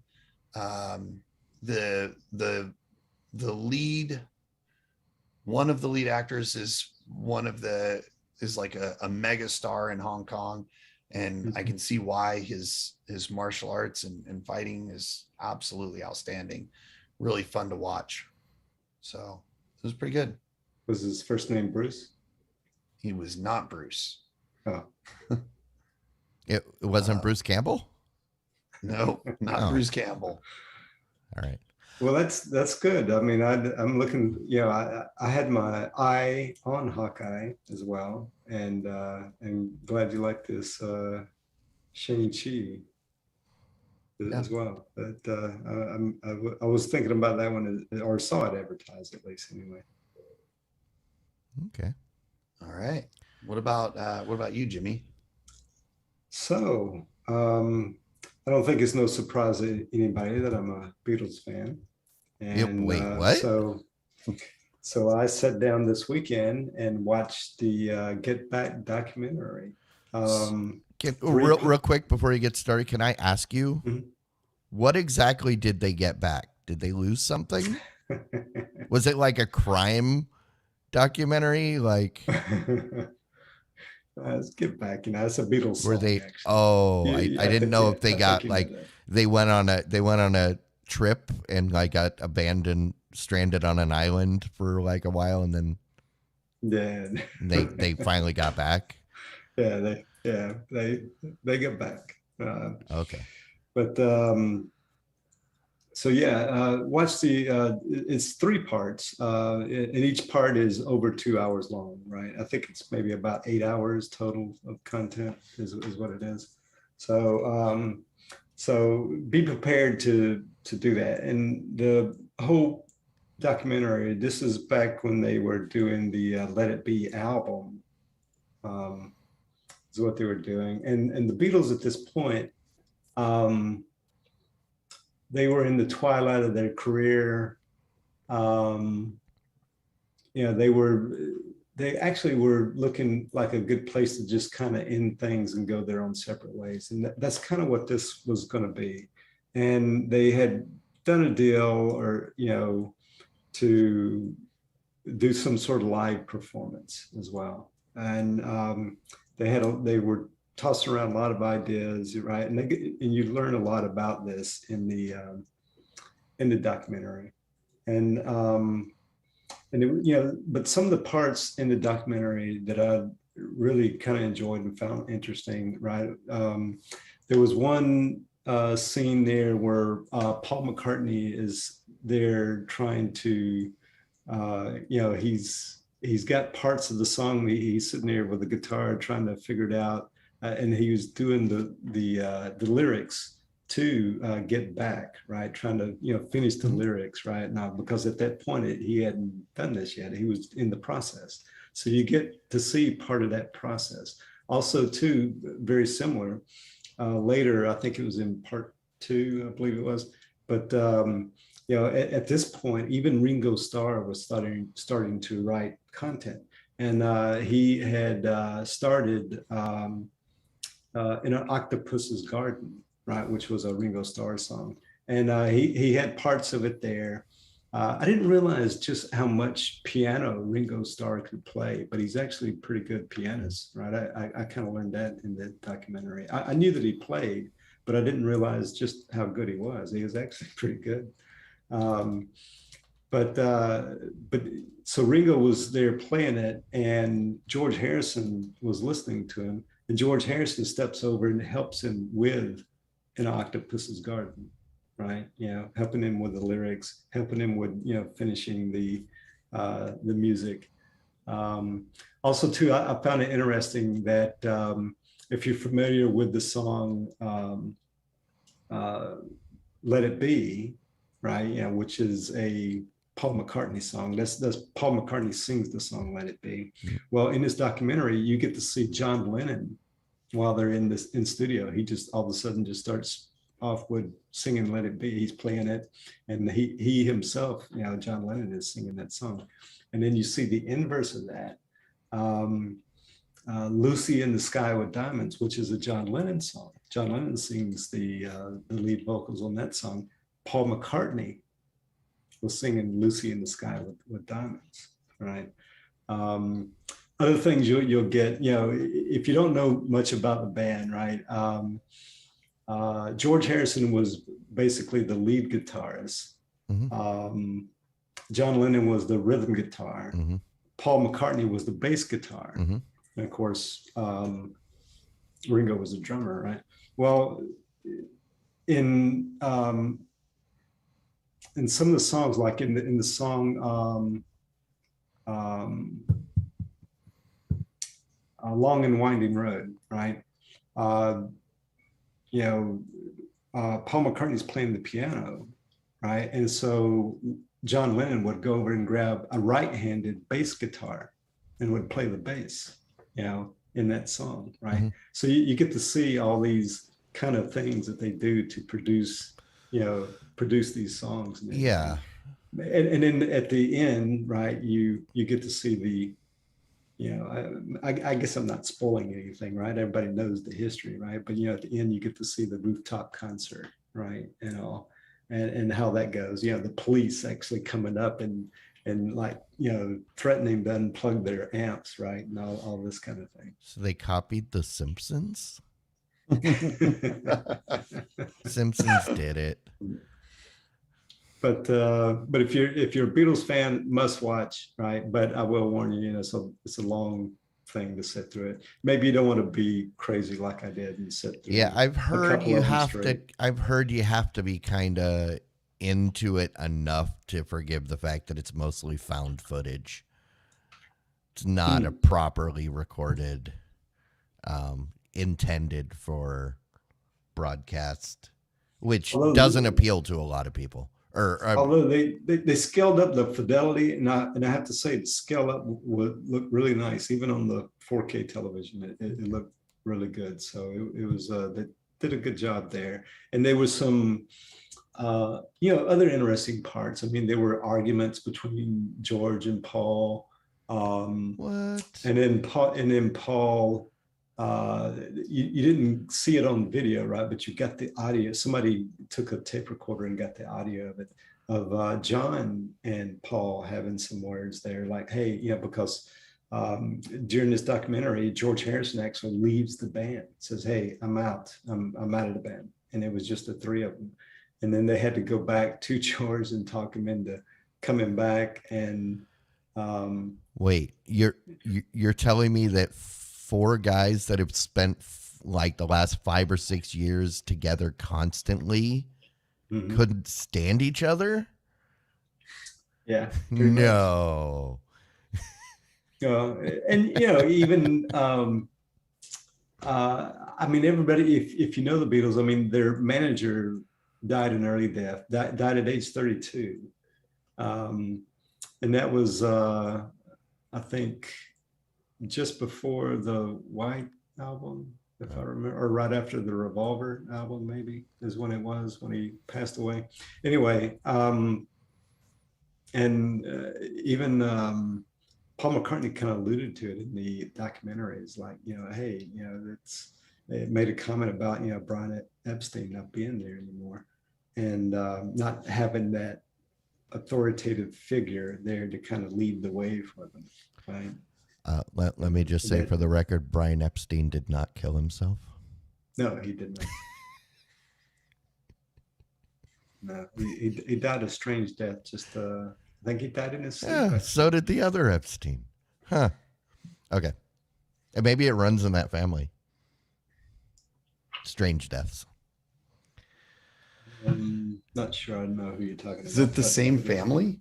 I don't know. Or It's just the the last same name. They have to be related somehow. He's talking about Jeffrey Epstein. Oh, we'll talk about that. Don't know who that is. Jimmy's the only person on the planet that.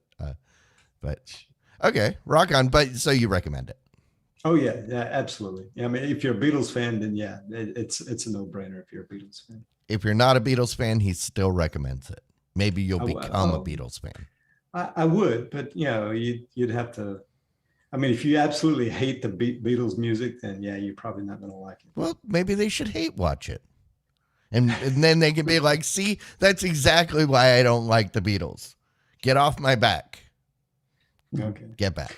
And you get to hear them cuss, right? They drop some F bombs and that kind of thing. So. Okay. I always thought they were clean cut, like. Never mind. And you get to hear Yoko Ono make some strange noises. That's well documented. Oh, there was one part. I'll tell you this a little bit too. So so Paul McCartney's daughter, right, his adopted daughter, because Linda had a daughter when they got married, and so his adopted daughter Heather, right, and she was very young. She was only like maybe 5 or maybe 6 years old, something like that. And so there was one day when they came in there, and Yoko Ono was making that weird noise that you've heard, if you've ever heard her sing. That's kind of what she does. She makes this weird. She calls it singing. Almost an animal type. It sounds like a dolphin trying to sing or something like that, right? But anyway, she was making this weird noise, right? And Paul McCartney's daughter Heather is like just looking at her, right, when she's making this noise. And then later in the same episode, the daughter goes over there and like making almost a similar type noise like Yoko Ono, like she was mocking her, so to speak, right? So I thought that was kind of funny. All right. Well, rock on. So originally, I was going to talk about the fact that I saw that new Ghostbusters movie. Oh. And I got to say, they did a good job. Oh. They did a good job pulling back the franchise from the damage that was done in 2016. It had some nostalgia, but not too much. Okay. So if you're a fan, I recommend it. They did a good job. How'd you watch it? I was dragged to a theater. Oh, but okay. it wasn't an Alamo this time, and actually was a little bit better. Partly because I didn't have to drive an hour to get there, and then an hour home, and that was the night it started snowing, and would have been a nightmare getting home. Is that available streaming? I don't think so. Yeah, I think it's theaters only. Right. But I don't think it is a movie that needs to be seen in the theater. There wasn't really anything about it that screamed. It wasn't like when I saw The Meg, and I'm so glad I saw it in IMAX because it was so dumb on such a grand scale that IMAX was perfect. But when you were talking earlier, you reminded me what I really need to talk about is I finally made it. It took 3 tries, but I finally made it through the first episode of Wide Open Throttle or Wheel of Time. Yeah. And after you get through that first episode, show's not bad.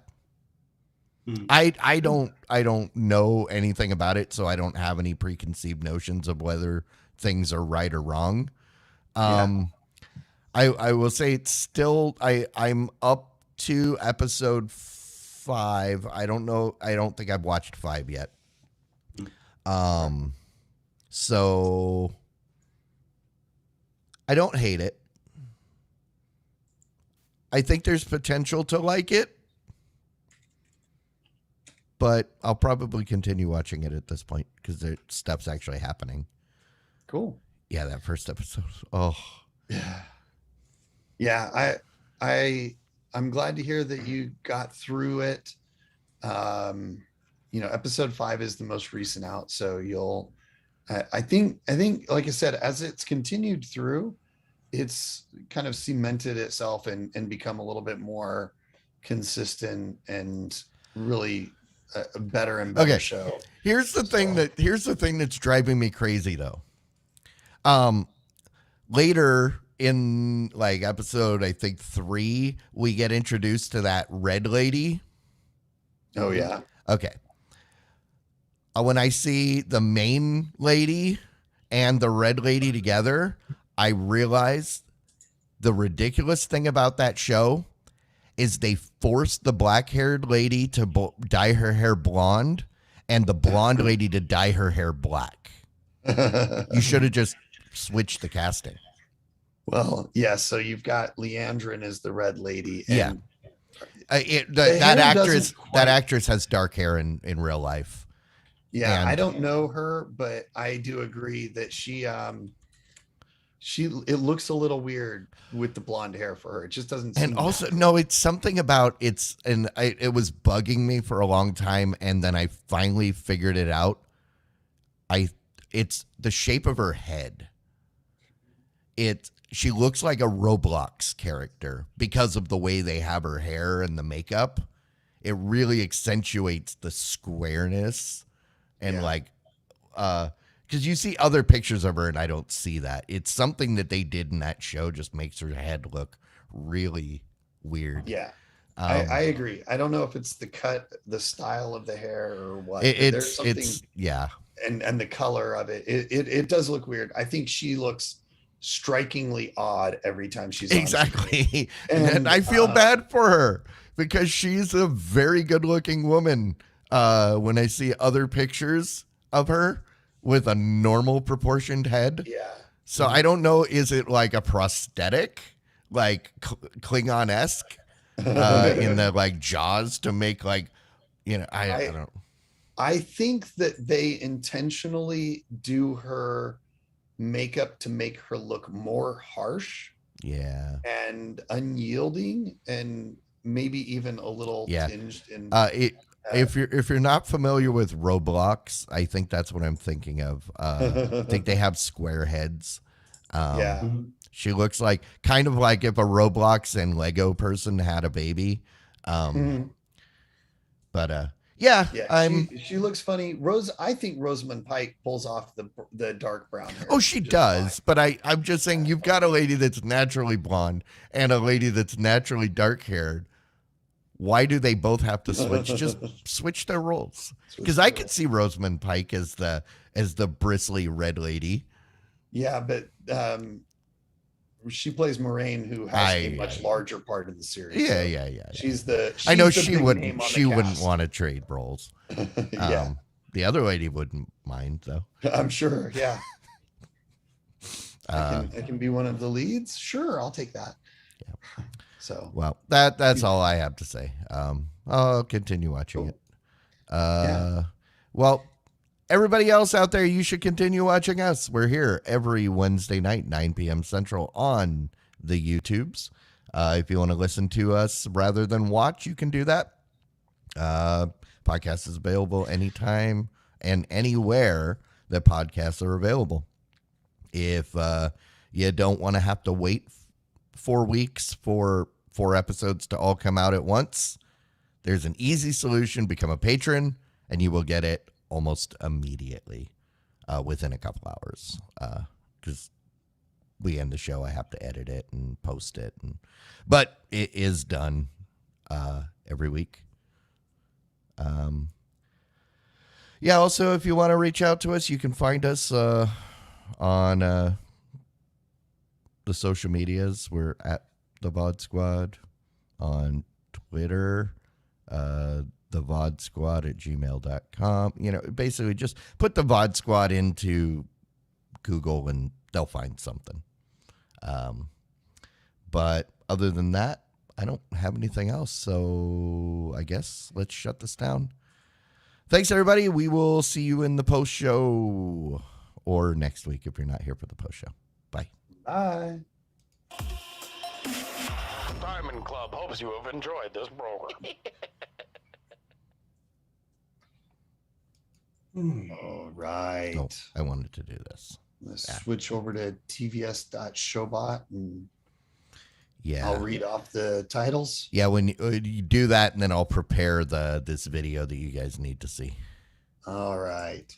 So our titles today, throw them in quick if you're thinking about it, but I'll start through it. First one, Edge should now be chrome plated. Okay. Gifts for all. I thought Prince was dead. The royal family's days are numbered. Alexa is now. Their days literally are numbered because I'm pretty sure they own a calendar. Yeah. Alexa is now hands-free. Yeah, stop it over there. You're not talking to me. She's See like, how hands-free she is. Hands. Why do you want me to have hands? Anyways, Pac-Man Fever returns. Stationary group of holes. I love that. Yeah. Give Discord all your monies. Snapchat is still a thing. Yes. And Snapchat is still a think. Yes. The think was first, so I think that was a miss. Actually, I'm taking back my still a thing vote, and I'm giving it to still a think. I like that better. All right. Let's see. Some pretty good ones there. Let's All right. You wanted to hop over to something, or Okay, so wait until we there was an article I shut saw. down? Yeah, I'll play this for you guys. There was an article I saw earlier today about a humanoid robot AI platform. It's called Amika, demonstrating that they can now provide like facial expressions. And I'm going to leave it muted, but we'll go web. There we go. So first off, I couldn't stop laughing at that freaked out one right there. I love that. I know. That's awesome. It's got that face the whole time. So Like the Iron Man centerpiece. like, Yeah. it reminds me of what was that crazy one with the mouth that did the whap whap whap clap clap clap. Yes. That That thing was insane. And it did have a face similar to that. I laugh hysterically every time I think of it. All right, here we go. Watch this and tell me creepy or not creepy.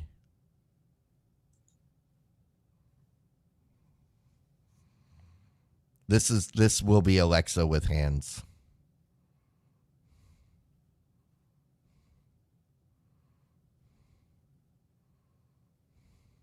Mm-hmm.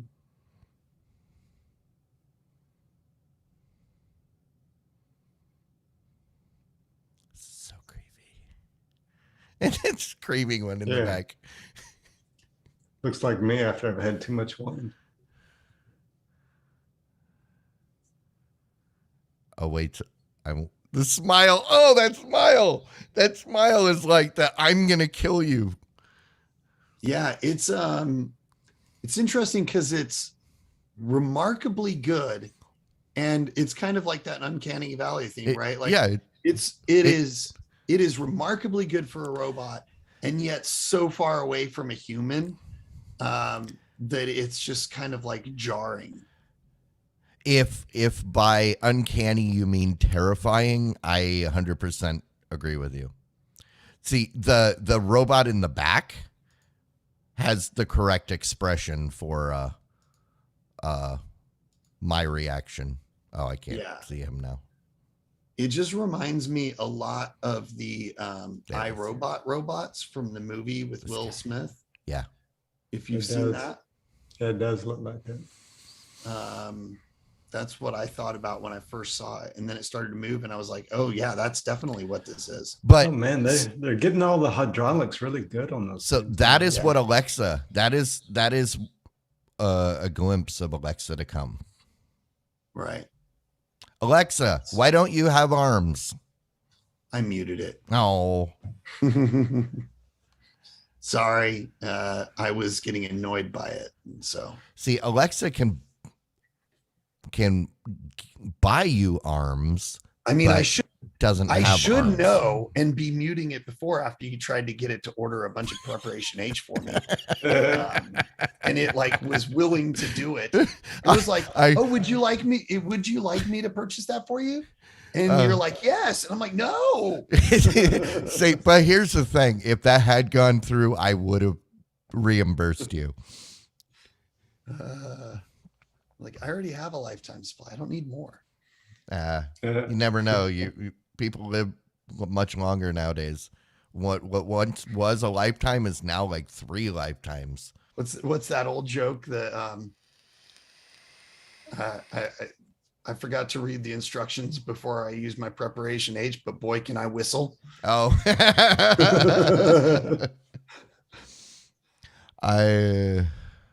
Yeah.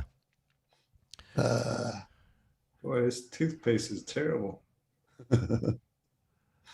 Yeah. All right. If your votes aren't in, get them in. We've got a 4-way tie right now.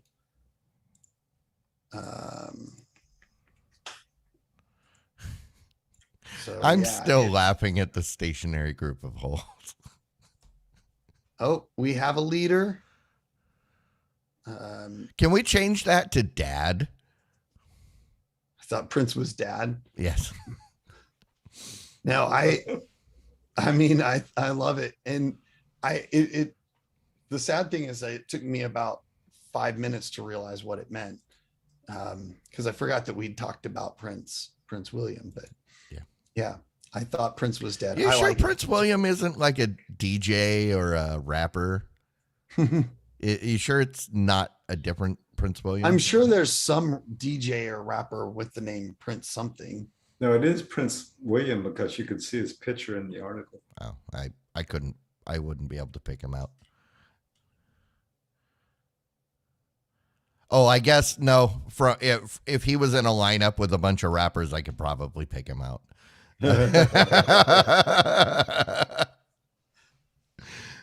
All right. We can go with I thought Prince was dead. And I'll shout that the next time I drive past his house. Because I think I'll be driving past it on Friday again. So Prince's house is near you? Yeah, it's like just a few miles down the road. Paisley Prince Park. was from Minnesota. Yeah. Watch Purple Rain. It's all in Minneapolis. When he takes the woman and he bathes in the waters of Lake Minnetonka. Yeah, it's right down the road. That's my neighbor. Like, if you want to see where I live, watch Purple Rain when he's there on the motorcycle riding around the lakes. That's out in my area. But all right. Cool. Yeah. Yeah, Paisley Park's down in Chanhassen. So well, I'm no, I've got important work I need to be doing. I was gonna say I've got stuff to edit and Jimmy needs to go to bed. So you got that right. Thanks everyone for hanging out with us tonight. We will take the I Thought Prince Was Dead. I'm putting it in the dock. We have a winner.